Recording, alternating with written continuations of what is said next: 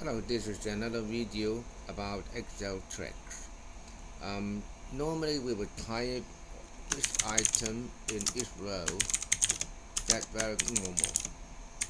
But suppose that we have to put several items in a single cell. How can we do it? There is a way. We go to the end of the item and then we press alternate enter. Then we enter second, alternate enter. Then we have several items in a single cell. Suppose you want to add a bullet somewhere here. I have my own shortcut. Then go to the index.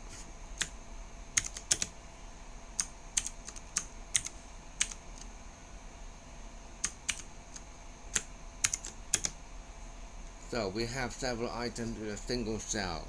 It may be useful sometimes in our Excel report.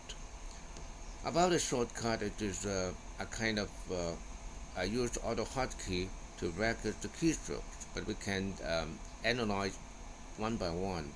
First, it alternate and, then we go to EZS,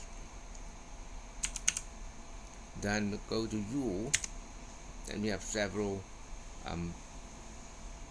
symbols here, and I would enter the most recentest one. Okay, so this trick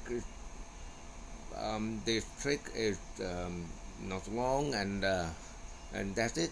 Thank you if you have watching this video, but I know that there are not so many people watching. But that would be good for me to record my own experience in Excel. Excel is a great tool, and you can expand the capabilities by either VBA or AutoHotkey. Okay, I would still have a lot of shares.